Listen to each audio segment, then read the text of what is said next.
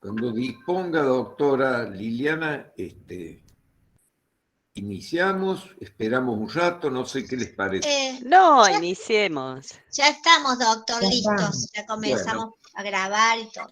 bueno, entonces les doy las muy buenas tardes a todos los presentes y con una gran alegría presentamos a las doctoras Irma Pastor de Peirotti, María Inés Ortiz de Gallardo, que van a hablar de un tema que nos resulta de supremo interés para todos los que no estamos imbuidos de la problemática de los ODS 2030 en la jurisprudencia comparada. Así que, como es habitual, le damos la palabra a las expositoras y luego que ellas finalicen, abrimos los comentarios y preguntas o debates que la exposición pueda haber generado. Así que, con todo gusto, las escuchamos. Liz. Vamos a hablar las dos de un rato, Inés, Vamos a porque hacer un eso, ping-pong. vamos a hacer un...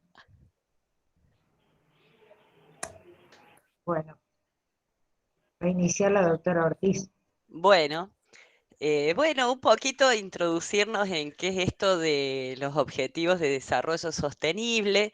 Son el producto de una resolución en el ámbito de las Naciones Unidas y el sentido más importante en el que hemos nosotros enfocado nuestro interés es en el objetivo 16 vinculado a todo lo que es acceso a justicia. El sentido de la resolución es consagrar un Estado de Derecho para el desarrollo sostenible, y el desarrollo sostenible debe al menos fundamentarse en dos aspectos que son marcos normativos bien elaborados. Pensemos, por ejemplo, que a partir de la firma de esta resolución en el año 2015, muchos países de América Latina que no habían todavía elaborado sus marcos generales de leyes medioambientales lo hicieron, como es el caso eh, de Argentina, que ha tenido un amplio desarrollo de nuevas normativas, como por ejemplo la ley de glaciares, entre muchas otras más. Y instituciones capaces, lo que hace a un aspecto que nos involucra a los administrativistas, que es el aspecto de la función administrativa que va a tener por finalidad no solamente desarrollar políticas públicas, sino la implementación de las políticas públicas nacionales en el marco de los compromisos internacionales asumidos por los estados nacionales a través de Naciones Unidas. Por supuesto que podríamos decir que la guerra de Ucrania ha puesto en jaque la efectividad de la propia Organización de las Naciones Unidas y del Consejo de Seguridad, a punto tal que los especialistas de derecho internacional público hoy hablan de la necesidad de una refundación de la organización y de las metas de Naciones Unidas en lo que hace al desarrollo sostenible. Esta resolución 70/1 se suscribió el 25 de septiembre del 2015. ¿Y qué es lo que tiene de importancia? La importancia es, primero, que a diferencia de lo que fueron los objetivos del milenio, en esta resolución intervinieron 170 países y lo más importante es que tiene una visión de universalidad, en donde la primera consideración que hace el preámbulo de esta resolución es la persona humana, y por tanto los derechos humanos van anexos a cada uno de estos objetivos, 17 objetivos, que a su vez cada objetivo tiene metas, y no es casual que el objetivo 16 de acceso a la justicia sea uno de los objetivos que en el conjunto tenga mayor cantidad de submetas. Eh, Mientras los ODS estaban pensados únicamente para los países en desarrollo, pensemos lo que significó, por ejemplo, la decisión de Donald Trump con respecto al convenio de Tokio y todo el revuelo que hubo sobre el control de la emisión de los gases invernaderos. Estos objetivos de desarrollo sostenibles están pensados desde un enfoque inclusivo de los países en vías de desarrollo. El preámbulo de la resolución es muy linda, podemos leer alguna parte, dice: la presente agenda es un plan de acción en favor de las personas, el planeta y la prosperidad. También tiene por objeto fortalecer la paz universal dentro de un concepto más amplio de la libertad. Reconocemos que la erradicación de la pobreza en todas sus formas y dimensiones, incluida la pobreza extrema, es el mayor desafío a que se enfrenta el mundo y constituye un requisito indispensable para el desarrollo sostenible. Este plan será implementado por todos los países y partes interesadas mediante alianzas de colaboración. Esta es la técnica que utiliza el derecho internacional público cuando estas resoluciones entran dentro de lo que se denomina el soft law, es decir, no son jurídicamente vinculantes en el sentido que su incumplimiento no puede ser demandado directamente a través de las Naciones Unidas, pero lo importante que tiene esta resolución es que al vincularse y tener como fundamentos a los tratados sobre derechos humanos, hace que los incumplimientos a los derechos humanos consagrados en el conjunto de los tratados referidos al efecto puedan incluir esta perspectiva de los objetivos de desarrollo sostenible, a punto tal que la propia Corte Interamericana dictó una opinión consultiva 23 del 2017 que es parte de las metas que como organización se estableció en cumplimiento del desarrollo e implementación de la resolución 70/1. Dice: los 17 Objetivos de Desarrollo Sostenible, las 169 metas que anunciamos hoy, demuestran la magnitud de esta ambiciosa nueva agenda universal. Con ello se pretende retomar los objetivos de desarrollo del milenio y conseguir lo que estos no lograron. También se pretende hacer realidad los derechos humanos de todas las personas y alcanzar la igualdad entre los géneros y el empoderamiento de todas las mujeres y niñas. Los objetivos y las metas son de carácter integrado e indivisible y conjugan las tres dimensiones del desarrollo sostenible: económica, social y ambiental. En definitiva, el centro de la escena son los derechos humanos. El preámbulo tiene como objetivo principal hacer realidad los derechos humanos de todas las personas, y la declaración afirma que se inspiren los propósitos y principios de las cartas de las Naciones Unidas, incluido el derecho internacional. Sus fundamentos: la Declaración Universal de Derechos Humanos, los Tratados Internacionales de Derechos Humanos, la Declaración del Milenio y el documento final de la Cumbre Mundial 2005. Vamos a avanzar.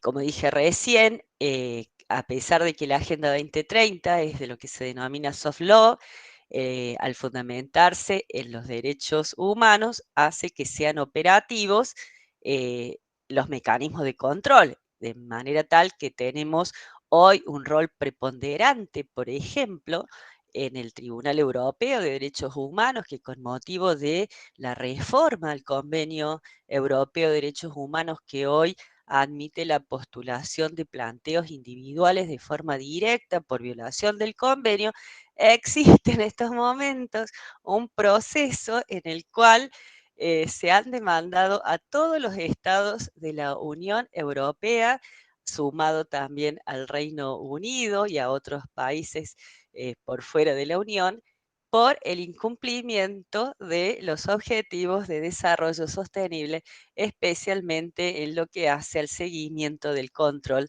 de las emanaciones. Y el Tribunal Europeo tiene hoy, precisamente, para resolver un planteo de asociaciones no gubernamentales que han actuado activamente para postular esa acción y que se repite también en España a nivel del Tribunal Constitucional. Es decir, que esta conexión entre los objetivos y las metas de la Agenda 2030 y los tratados de derechos humanos es un puente que ha permitido judicializar incluso el cumplimiento o no cumplimiento de estos objetivos que, por supuesto, la pandemia los atravesó y se podría decir que ya se habla de una nueva prórroga de este 2030 porque va a ser difícil llegar a los resultados que se eh, soñaron, porque hoy hablar de pobreza cero es prácticamente una meta irrealizable. ¿Cuál es la otra técnica que se usa para el control del seguimiento de los objetivos? Los informes de seguimiento, por eso es interesante y acá les comparto para que ingresen a lo que es a través del Ministerio de Ambiente, está toda la información de los informes que produce cada país con respecto a la Agenda 2030. La agenda contiene objetivos que abarcan áreas importantes de los derechos humanos, pobreza, alimentación y nutrición. Está vinculado, por ejemplo, con la cuestión de la seguridad alimentaria, el etiquetado de los alimentos, la educación, el agua y el saneamiento y el trabajo decente.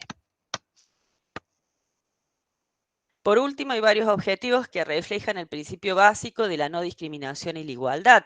Si nosotros analizamos el desarrollo de los tratados internacionales sobre derechos humanos, en los cuales no se previó una justiciabilidad dentro de los órganos de cumplimiento de los tratados de la defensa de la integridad de los derechos, siempre ha sido lo que serían los derechos a la igualdad y no discriminación, el punto de partida para, para solicitar la intervención de los órganos de cumplimiento del tratado. Por ejemplo, en nuestro caso, con el Pacto de San José de Costa Rica y su protocolo facultativo, tenemos hoy una clara justiciabilidad en el seno de la Corte Interamericana de Derechos Humanos, que incluso ha variado su propia jurisprudencia y admite la justiciabilidad directa de los derechos económicos, sociales, culturales y ambientales. Se agregó a la clásica definición los ambientales. ¿En qué consiste el objetivo 16? Promover sociedades pacíficas e inclusivas para el desarrollo sostenible, facilitar el acceso a la justicia para todas las personas y construir a todos los niveles instituciones eficaces e inclusivas que rindan cuentas. La justicia y el Estado de Derecho, los objetivos y sus elementos y alcanzar los resultados del desarrollo. ¿Cómo se han diseñado estos objetivos? Reducir significativamente todas las formas de violencia y las correspondientes tasas de mortalidad en todo el mundo, poner fin al maltrato, la explotación, la trata y todas las formas de violencia, promover el Estado de Derecho en los planos nacional e internacional y garantizar la igualdad de acceso. De aquí al 2030, reducir significativamente las corrientes financieras y las armas ilícitas, fortalecer la recuperación y devolución de los activos robados y luchar contra todas las formas de delincuencia organizada, reducir considerablemente la corrupción y el soborno en todas sus formas, crear todos los niveles institucionales eficaces y transparentes que rindan cuentas, garantizar la adopción en todos los niveles de decisiones inclusivas, participativas y representativas que respondan a las necesidades, y un punto fundamental del que se vale el reciente acuerdo regional de Escazú, ampliar y fortalecer la participación de los países en desarrollo en las instituciones de gobernanza mundial. De aquí proporcionar acceso a una identidad jurídica para todos los en particular los indocumentados, garantizar el acceso público a la información y proteger las libertades fundamentales, fortalecer las instituciones nacionales pertinentes. Piensen lo que significa que en un sistema de organización estatal un Ministerio de Ambiente transite entre la jerarquía de Secretaría de Ambiente o Ministerio, no es lo mismo, y eso tiene que ver con un diseño institucional en el cual hay una definición de la importancia que se le asigna a la agenda ambiental en la política pública y en su ejecución, promover y aplicar leyes y políticas no discriminatorias a favor del desarrollo sostenible. Bueno, doctora Peirotti, Bueno, pastor de Peirotti. bueno, yo voy a hablar en primer lugar de la jurisprudencia que se denomina Barry de Exploraciones Argentinas, Sociedad Anónima y otro contra Estado Nacional, acción declarativa de inconstitucionalidad. El fallo es del 4 de junio de 2019. ¿De qué se trata? Aquí las concesionarias Barry, Exploraciones Argentinas y Exploraciones Mineras Argentinas iniciaron una acción declarativa de inconstitucionalidad ante el Juzgado Federal de San Juan, solicitando la nulidad y eventualmente la inconstitucionalidad de la llamada, de la ley 26.639, que sería establecer el régimen de presupuestos mínimos para la preservación de glaciares y periglaciares, hoy ley de glaciares. Fundamentalmente esta demanda, entablada por las concesionarias, tuvo por objeto el planteo sobre la constitucionalidad de la ley de glaciares y también el cuestionamiento al trámite legislativo por el cual fue aprobada, por considerar violatorio el artículo 177 de la Cámara de Senadores. En efecto, las concesionarias solicitaron la nulidad del procedimiento para aprobación y sanción de la referida ley y en subsidio plantearon la inconstitucionalidad de los artículos 2, definición, 3, inventario, 4, realización del inventario, 6, actividades prohibidas, 7, evaluación de impacto ambiental y 15, disposición transitoria sobre la convención del inventario. Por su parte, la provincia de San Juan también solicitó la inconstitucionalidad de los artículos 9, autoridad de aplicación, y 10, funciones, en tanto que sostenían que le ocasionaba un grave perjuicio.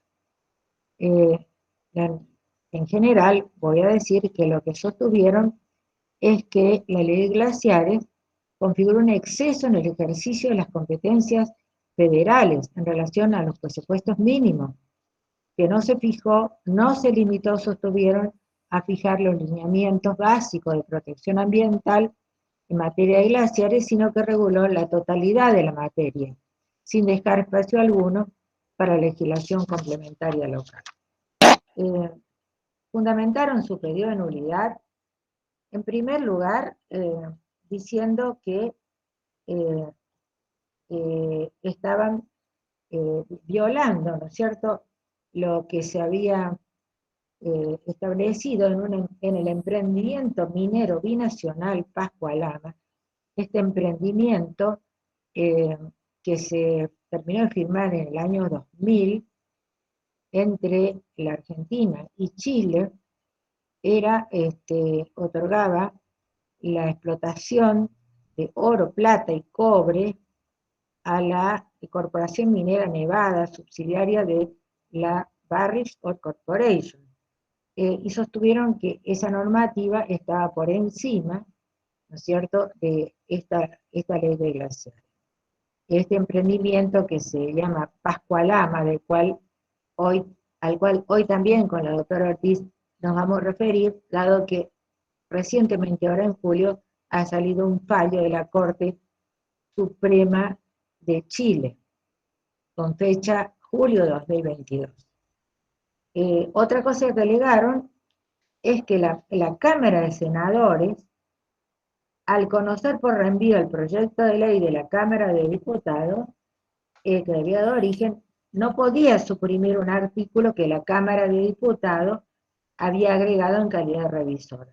Sostuvieron que la eliminación de esa disposición del proyecto redundaba en la nulidad de la totalidad del procedimiento legislativo y la inconstitucionalidad del artículo 177 del reglamento del senadores. Bueno, además plantearon la inconstitucionalidad de los artículos que mencioné anteriormente. En primer lugar, bueno, dijeron que las competencias federales configuraron un exceso, ¿no es cierto?, en el ejercicio de sus competencias, y que violaba el dominio originario de la provincia de San Juan sobre sus recursos naturales que se encontraban en su territorio. En segundo lugar, argumentaron que la ley de glaciares colisionaba con como recién dije, con el Tratado de Integración y Complementación Minera. Y finalmente sostuvieron que estos referidos artículos de la Ley 2639 violaban su derecho adquirido a la explotación y exploración minera, protegida por los artículos 14 y 17 de la Constitución Nacional. Explicaron que la ley de glaciares obligaba a los emprendimientos mineros que al momento de su sanción ya se encontraban en ejecución a someterse a una nueva auditoría, y de ello podría derivarse una medida adicional de protección ambiental.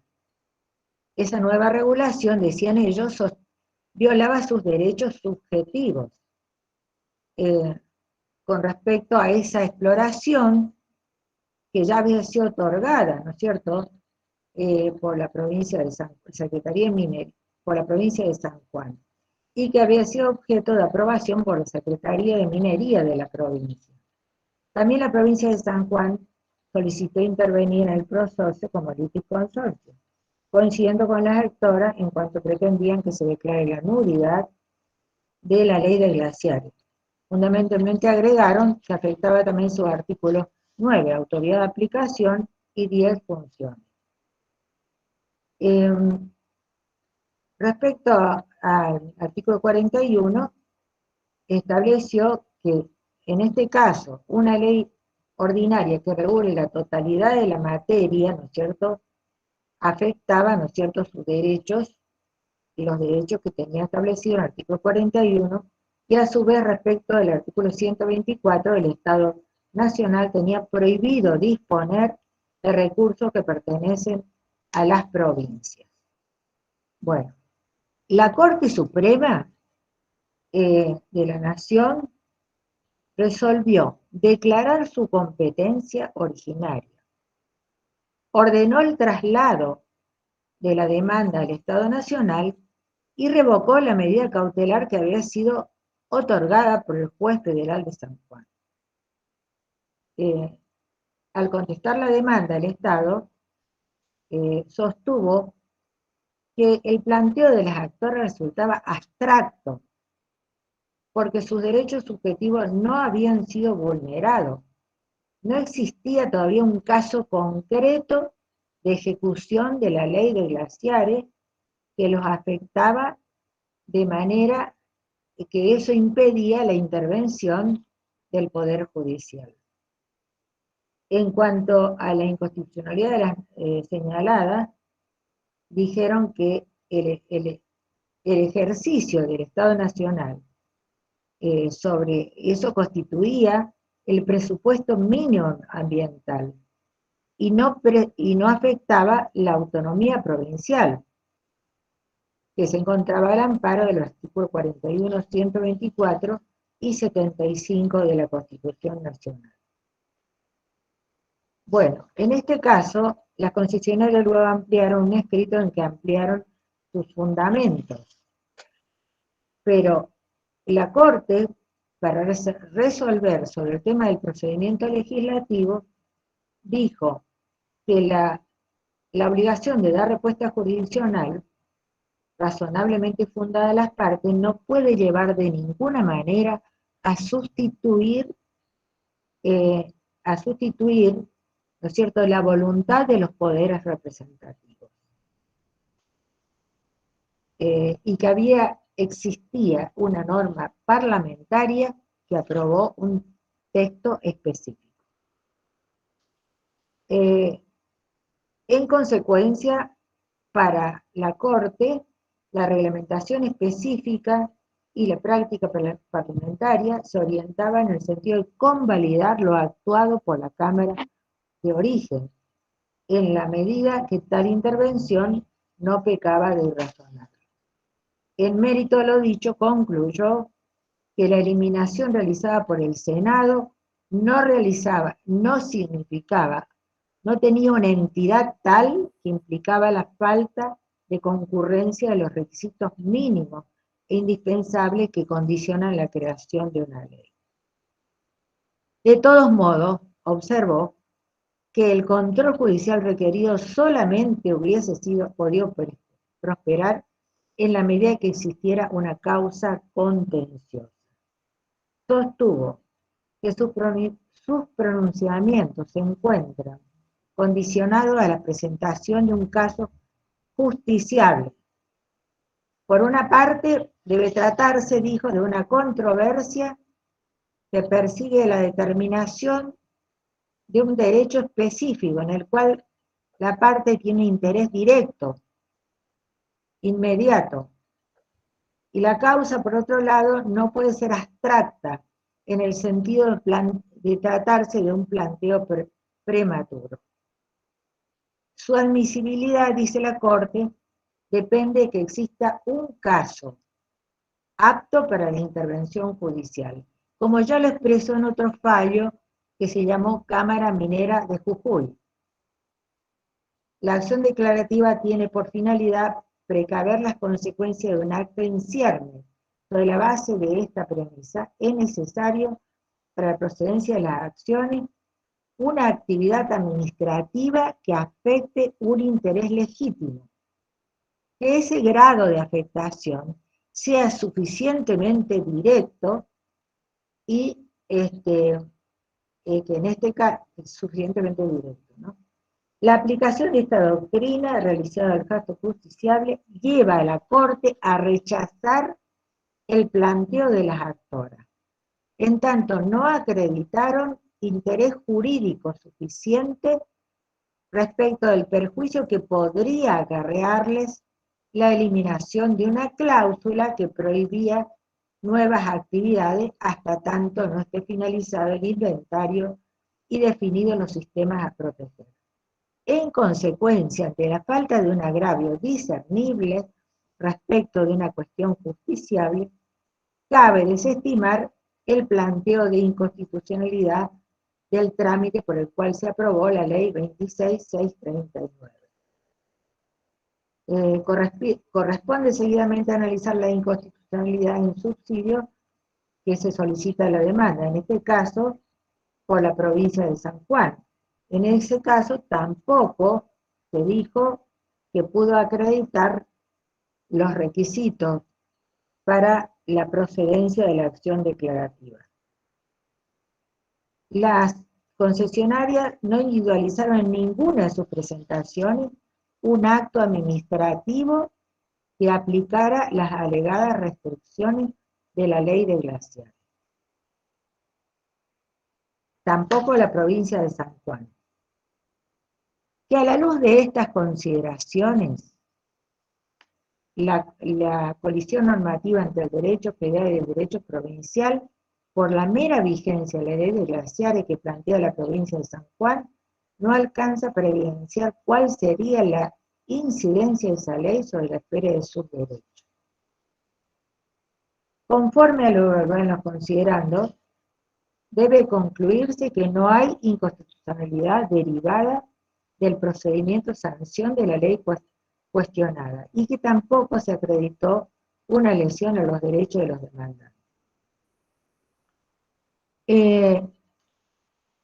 Sin perjuicio de ello, esto es bastante importante, me parece, puede agregarse que cuando existen derechos de incidencia colectiva atinentes a la protección del ambiente, que involucran en los términos de la ley de glaciares la posibilidad de estar afectando el acceso de grandes grupos de población, al recurso estratégico del agua, la hipotética controversia no puede ser atendida como una mera colisión de derechos subjetivos.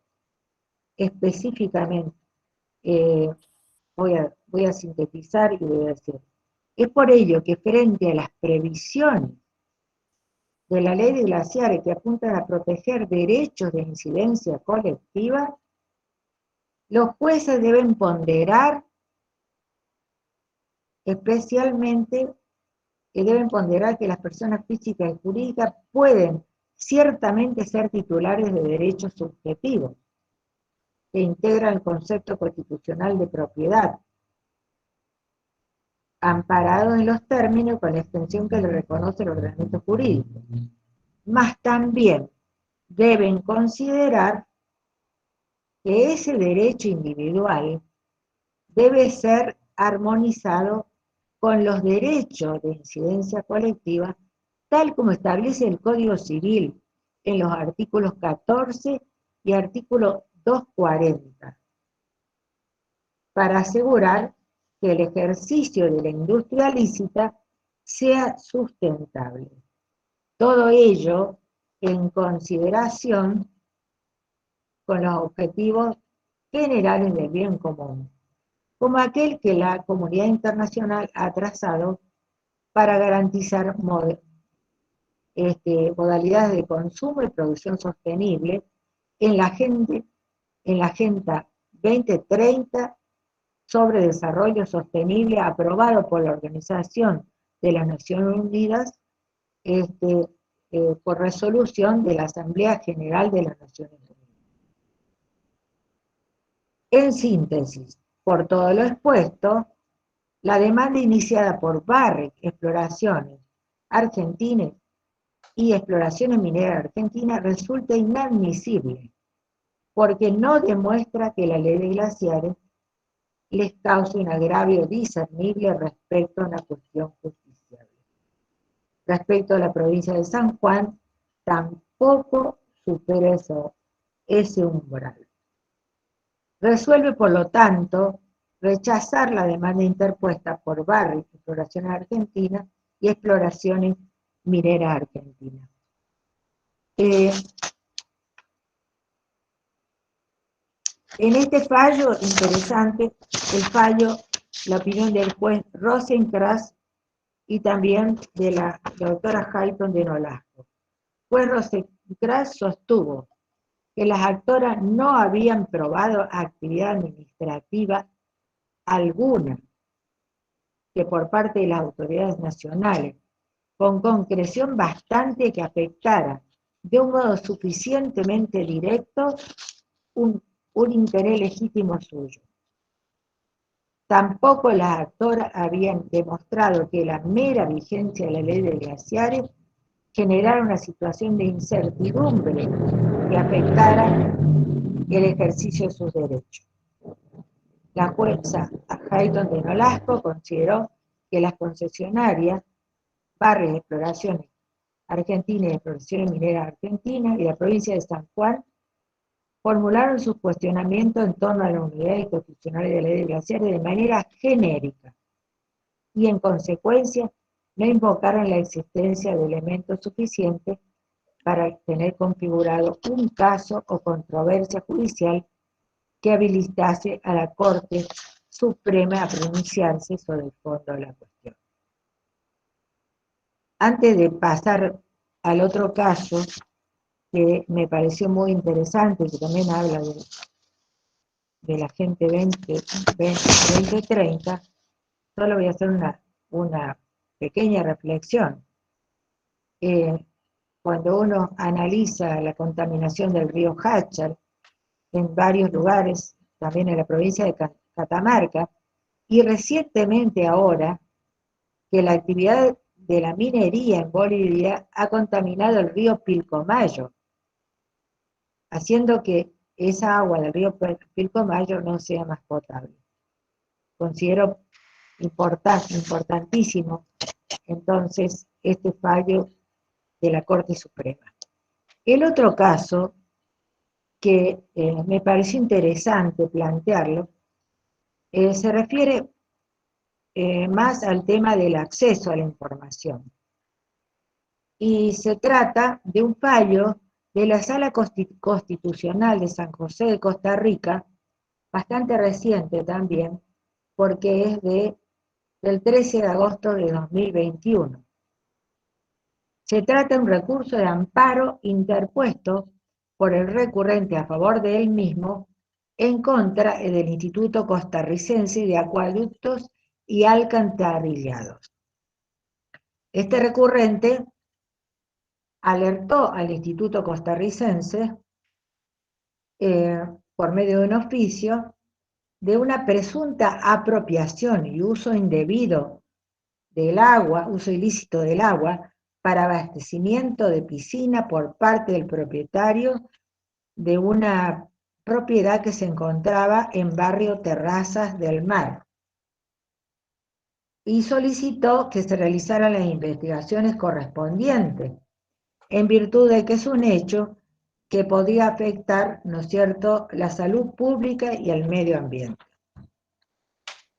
Relata que como respuesta recibió un oficio en donde efectivamente el instituto confirmó el aprovechamiento de un bien demanial que era destinado al consumo de toda la población, ¿no es cierto?, a través de la excavación de la propiedad en cuestión, determinó la existencia de una conexión ilícita a la tubería madre, que fue eliminada de forma inmediata.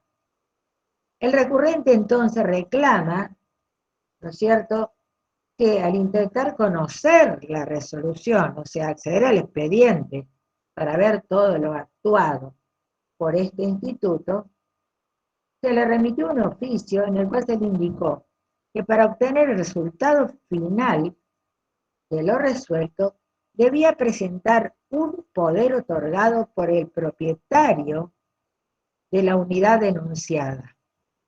O sea, que el mismo propietario que había utilizado en forma ilícita el agua debía autorizarlo al instituto para que le hiciera conocer el expediente, en fin, todo lo resuelto.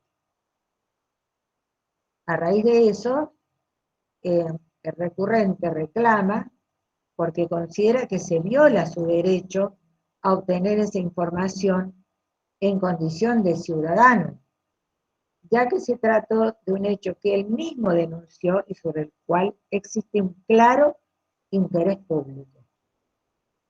Con lo cual aduce que exigirle un poder de parte del propietario del inmueble es una excusa para negarle la información a la que tiene derecho como ciudadano. Considera que ese requisito es irracional, desproporcionado y en contra de la Constitución, ya que violenta su derecho a la información y a la participación pública en la toma de la decisión. En este caso, ante un asunto de salud pública, así como ambiental, que tiene interés público, ¿no es cierto?, se puede afirmar que un Estado de Derecho en materia ambiental posee una serie de obligaciones de carácter procedimental y sustantivo a la buena gobernanza, el respeto a los derechos humanos, y tiene que también eso debe fomentar la transparencia de las actividades estatales. Bueno, en este caso, él también alega el tema de la Declaración de Río y los Objetivos de Desarrollo Sostenible de las Naciones Unidas, Agenda 2030. Pero me interesó este caso porque el tribunal, antes de resolver y cambiando la posición que sostenía en otros fallos, hizo una diferenciación entre lo que se llama, entre lo que sería un administrado simple y un administrado cualificado. Dice así: cuando un administrado presenta una denuncia ante un órgano o ente administrativo para poner en conocimiento de estos una situación o conducta irregular, las investigaciones o procedimientos administrativos disciplinarios o sancionadores deben asumir dos posiciones diferentes. Si es un administrado simple, al cual los hechos y circunstancias que denuncia no le atañen directamente, la administración no tiene la obligación de permitirle la participación en el procedimiento. Mientras que cuando se trate de un administrado cualificado, en donde los hechos y circunstancias que denuncia lo afectan, porque se trata en este caso de la salud pública y también el derecho ambiental. En este caso, el administrado ha sufrido la conducta irregular por parte de esa persona denunciada. En ese caso, dice el tribunal, el denunciante cualificado puede ser titular de un interés legítimo o de un derecho subjetivo. Y de modo que la más moderna doctrina del derecho administrativo lo debe reputar como parte interesada en el procedimiento administrativo respectivo. Este denunciante cualificado, al tener la condición de parte interesada, le asisten todos los derechos de tal y específicamente los derechos al debido proceso y de defensa, y tiene que contar con la posibilidad efectiva de presentar alegatos, ofrecer pruebas, participar en la producción de esta y recurrir cualquier resolución. Negarse al denunciante cualificado a la condición de parte y por consiguiente la posibilidad de ejercer el debido proceso y la defensa viola la Constitución. En ese caso, entonces, el tribunal le hace lugar, ¿no es cierto?, a esta persona a acceder al expediente. En cuanto a tener conocimiento del uso que se le ha dado durante los 7 años, lo desestima porque no ha sido solicitado en el amparo. Bueno, me pareció interesante este fallo, ¿no es cierto? Me pareció novedoso, ¿no? Porque el mismo tribunal cambia de la posición que tuvo en otros procedimientos anteriores. Así que bueno, estos serían los dos fallos que hoy voy a poner y le voy a dar lugar a la doctora para que hable de otro fallo muy novedoso, muy reciente, como el caso de Pascual de la Corte Suprema de Chile. Bueno, muchísimas gracias, Liz.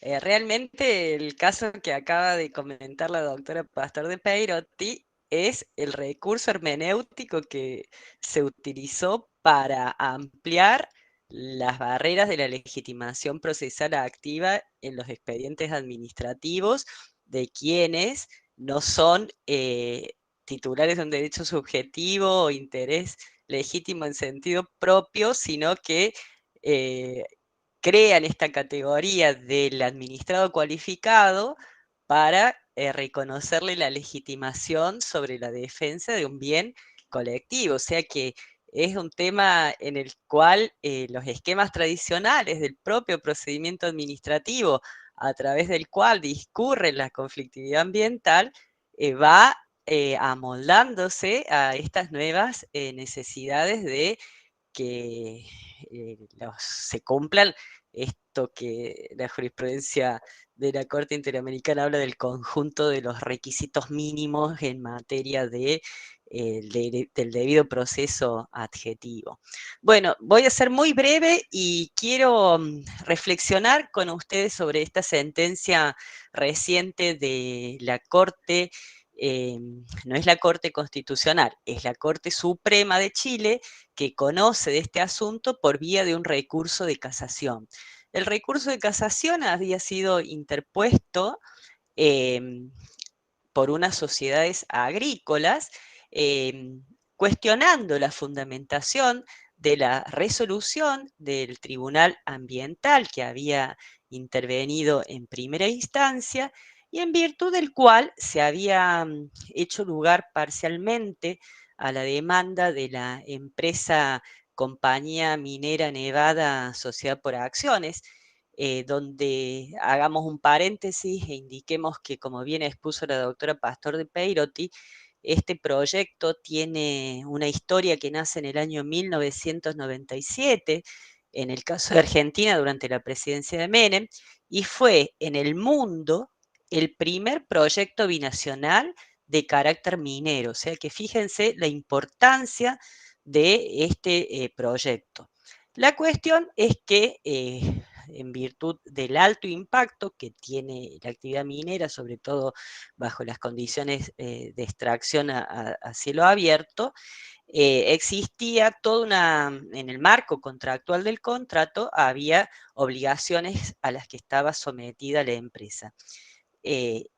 La intervención de los órganos de fiscalización ambiental chilenos, la Superintendencia de Medio Ambiente, interviene con motivo de la denuncia que se efectúa a la empresa, que tuvo que ver con un episodio climático que fue un exceso de deshielo que desbordó el área de explotación minera, contaminando las aguas.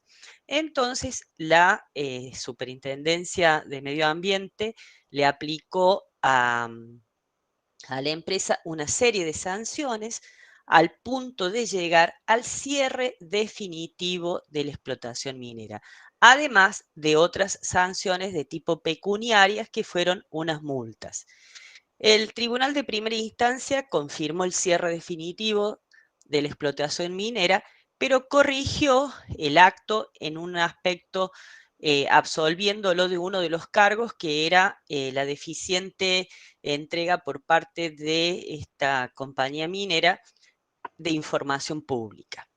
La sentencia, entonces, de primera instancia confirma el cierre definitivo, confirma las sanciones de multas pecuniarias disuasivas que se le aplicaron y absuelve en cuanto a uno de los hechos, que es la imputación de negación culposa de entrega de información pública.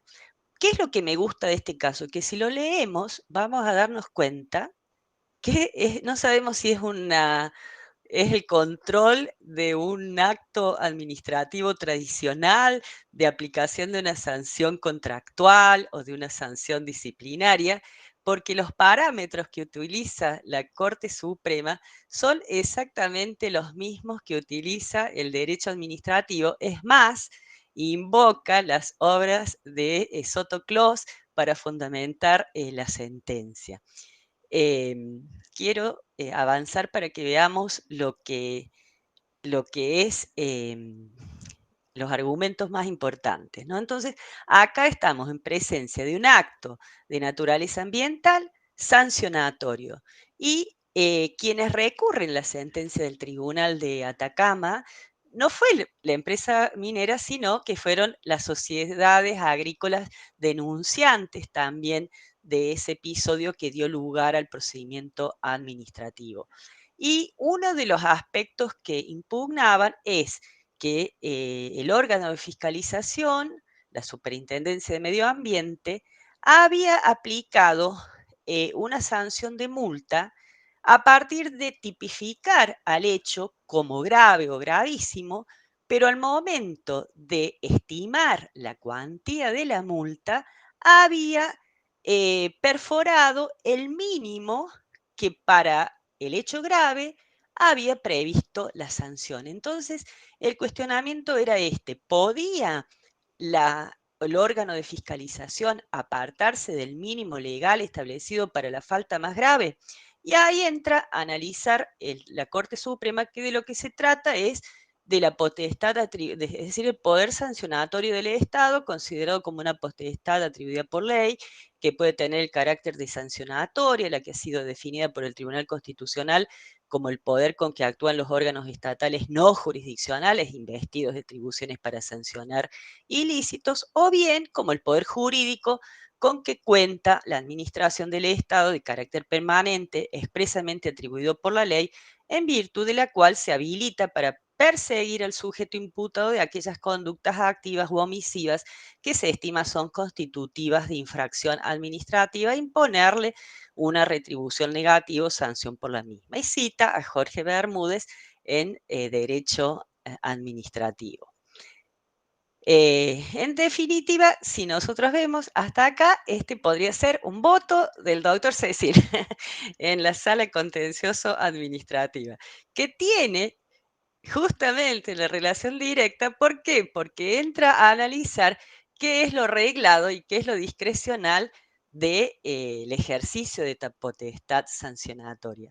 Y entonces dice: la potestad sancionatoria comprende innegablemente un aspecto discrecional que le es indispensable para la ejecución de la misma y que traduce en que el legislador entrega al órgano a quien le atribuye determinada potestad dos o más posibilidades de actuación. Y aquí es lo que me interesa que reparemos, que un poco no armoniza con nuestra doctrina, donde decimos que la discrecionalidad importa la elección de una opción entre varias igualmente válidas para el derecho. Acá la Corte Suprema establece que la discrecionalidad importa un juicio de libertad de elección, pero que esa elección debe recaer en una opción que sea la válida para el derecho. Es decir, no le da libertad entre varios equivalentes, sino que tiene la obligación de elegir la mejor opción fundada en razones de mérito, oportunidad y conveniencia. Dice: se traduce en que el legislador entrega al órgano a quien le atribuye determinada potestad dos o más posibilidades de actuación, pero teniendo presente, y aquello es lo controlable por la jurisdicción, que solo una es la idónea en el caso concreto para satisfacer la necesidad pública de que se trata. Esto es aquella que aparece precisamente la oportuna, adecuada y proporcionada según las circunstancias concretas de tiempo, lugar y persona que concurren en ese instante. Solo una es el medio preciso y justo para obtener el fin. Advertimos la diferencia entre la jurisprudencia nuestra, que da la posibilidad de un margen de apreciación más amplio. Esto afina la necesidad del control judicial, de la razonabilidad de que esa opción sea el justo legal. Para terminar, el contrato, es decir, tenía bases metodológicas para estimar las sanciones y determinar el quantum. Y fíjense qué importancia que tiene la OCDE, porque esas bases metodológicas fueron redactadas en función de las recomendaciones de OCDE, de la Organización para el Comercio y el Desarrollo, y la Corte Suprema establece que en la medida que esta empresa había sido objeto de la máxima sanción, que era el cierre definitivo de la actividad, no es desproporcionado, no es irrazonable, no es inconsistente que la Superintendencia de Medio Ambiente hubiese considerado el hecho como grave, pero hubiese aplicado un mínimo legal que está dentro de los mínimos legales de las sanciones. Como diciendo, si ya había sido penada con la máxima pena, no se puede considerar que desborda la juridicidad haber optado por una cuantificación a partir de unidades económicas de una multa menor que la que se establecía como piso para la máxima sanción. Y acá es con lo que yo quiero cerrar, porque, no sé, Leonardo, si estás presente, cada vez que un tribunal dicta una medida cautelar que tiene el impacto de suspender determinada actividad de la que sea, es visto como un entorpecimiento al desarrollo económico y nos enfrenta siempre al dilema entre desarrollo y economía y ambiente, ¿verdad? Y acá la Corte asume una nueva funcionalidad de la potestad sancionatoria ambiental que no tiene un sentido sancionatorio, disuasivo en sí mismo, sino que de lo que se trata es de buscar de la mejor manera la colaboración de quien ejerce esa actividad potencialmente apta para producir un daño ambiental, de que se adecue a las normas ambientales con un comportamiento colaborativo. Entonces, si nosotros vemos esta nueva forma de juzgar los actos que no son otra cosa que la expresión del poder estatal que persigue el cumplimiento de las políticas públicas en materia medioambiental, vemos cómo se reaviva esa definición del administrado ambiental como un colaborador de la administración y pone como ejemplo un caso también de Chile que se llama el proyecto Caimanes.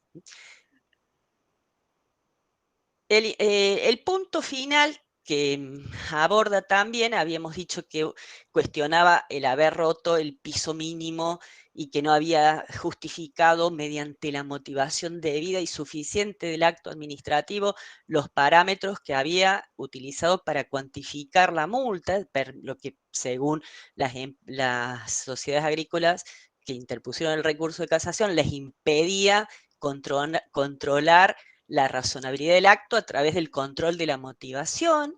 Y el último punto era que fue lo que se absolvió a la empresa en lo que procedió la demanda de la empresa, es que se le imputaba de haber negado brindar información, y esa información se refería a los parámetros de contaminación del agua que debía ser informada según las reglas que regían el contrato dentro de las 48 horas.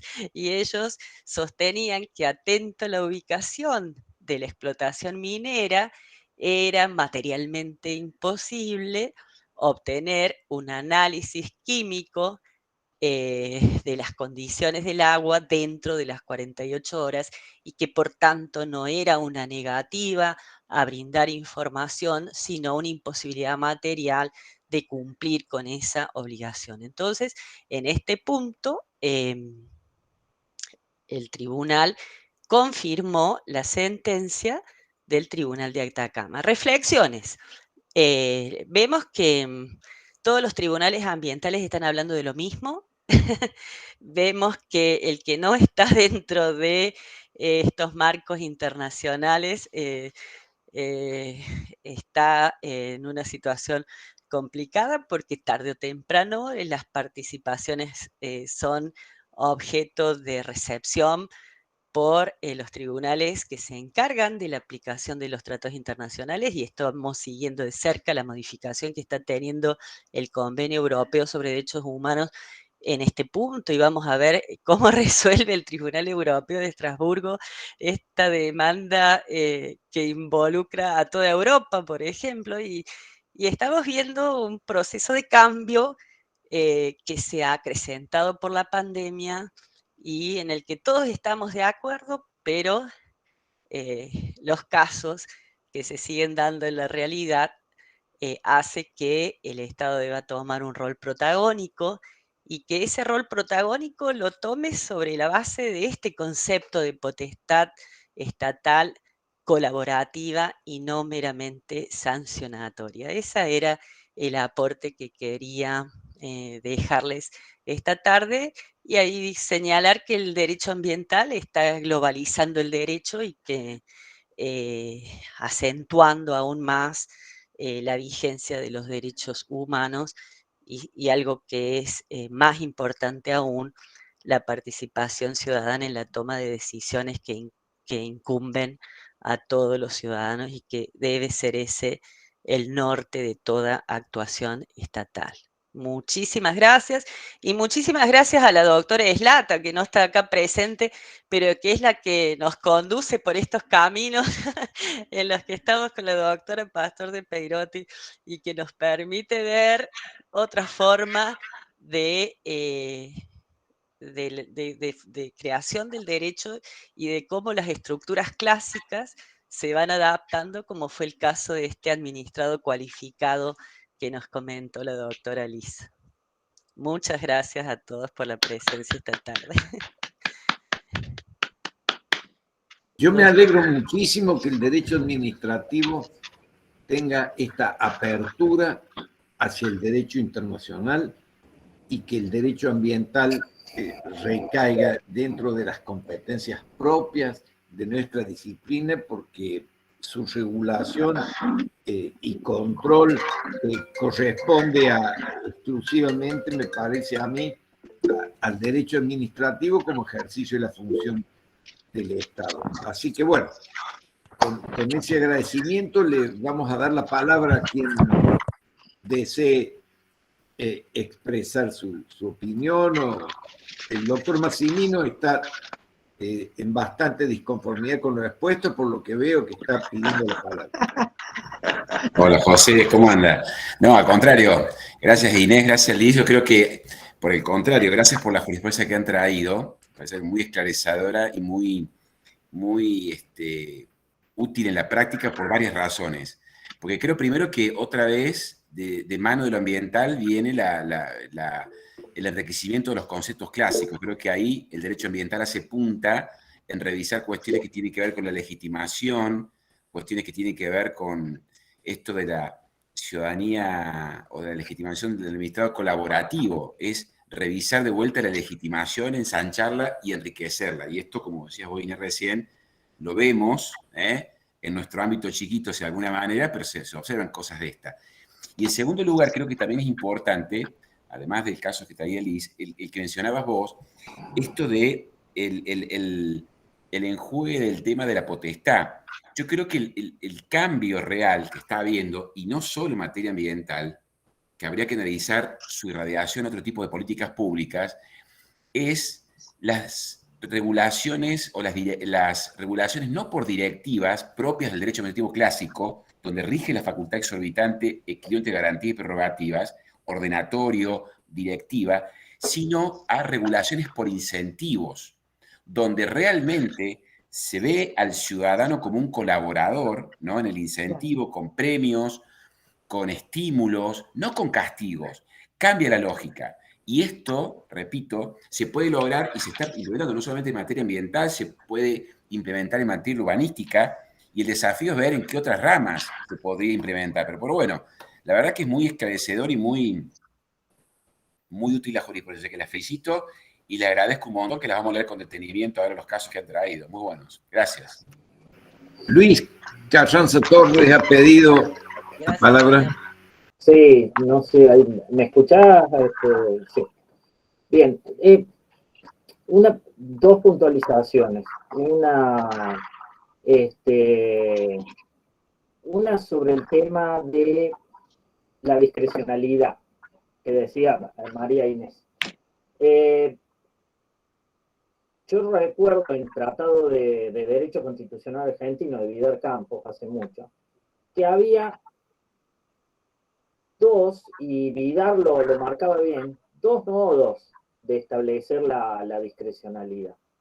Una era una opción posible dentro de opciones posibles. Pero Vidal ahí, y metiéndose, digamos, más en el derecho administrativo que el constitucional era, pero él lo veía de la perspectiva constitucional, él afirmaba que la Constitución argentina por algo que lo afirmaba pero no lo fundamentaba, no tenía como válido que se pudiera elegir cualquier opción de parte de la administración, sino que se tenía que elegir la mejor, y la mejor era la más eficiente, terminaba diciendo. Así que, digo, para esa señalización respecto a la discrecionalidad, Vidal Campos ya lo tiene tratado ahí, lo trató, digamos, en el Tratado de Derecho Constitucional, que a mí siempre me impresionó porque, digamos, entras en toda una casuística de qué es lo más eficiente o no, o sea, un juicio, lo cual llevaría a un juicio sobre el juicio de discrecionalidad, ¿no es cierto?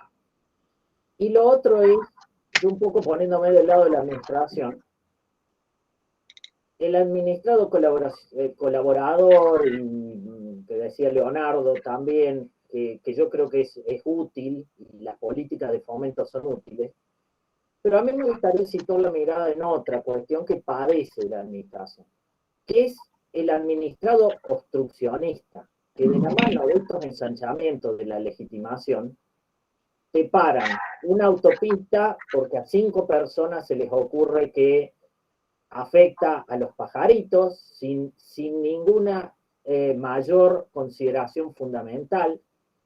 Está el que vive pidiendo acceso a diversas cuestiones, el que te llena de denuncias la administración. Hay un caso, digamos, que no voy a... está en curso, no puedo dar mayores detalles, pero de una persona que por una relación de empleo público se lo cambia de ubicación, estando sin discusión que la administración lo puede cambiar de ubicación. Bueno, son 12 denuncias presentadas en un año, 3 habeas data, pedidos de acceso a la información pública de qué se hizo en la denuncia, de por qué la denuncia todavía no tiene resolución, de por qué... Y el trabajo que le da eso a la administración del caso, que no está preparada para esas cosas, no es menor en cuanto a la afectación del bien común. Entonces, yo por ahí no reniego del administrado colaborador y creo que la legitimación administrativa, sobre todo en sede administrativa, se tiene que ensanchar. Pero también de la mano de eso se le abre la puerta a gente que únicamente quiere obstruir al efecto de sustraerse de cumplir con alguna normativa o dejar que la administración ejerza las facultades que legalmente tiene conferidas, ¿no es cierto? Eso, por lo demás, un lujo la disertación de las dos colegas. Muchas gracias, doctor. Julio, te damos la palabra. Quiero, en primer lugar, felicitarla a Liz y a Marínez por lo interesante de la exposición y por lo actual del tema. Y esto es uno de los motivos por el cual sugiero siempre que hay que asistir al Real Instituto, porque siempre uno se actualiza y siempre uno aprende. Así que nuevamente felicitaciones por la exposición que ha sido sumamente clara, demuestra las calidades docentes y por el tema que han elegido. Muchísimas gracias, Gracias, maestro. Julio. Gracias, Un aplauso a usted que nos motiva Gracias. para estar acá. Siempre. Bueno, vamos a darle un A tomar fuerte el té. aplauso a todos los presentes y a los oradores y mantengamos siempre en alto la antorcha de iluminación de ideas de este querido instituto al que todos pertenecen. Así que será hasta la pronta cuando Liliana en la próxima nos convoque. Gracias, Inés. Muchas gracias, Luis, doctor Palazzo. siempre. Gracias a todos. Gracias por los comentarios del chat. Gracias por la presencia. Gracias por la presencia. Que nos Un ponen al abrazo. día de temas que habitualmente no estamos en eso. Muchas gracias. Muchas gracias. Muchas gracias.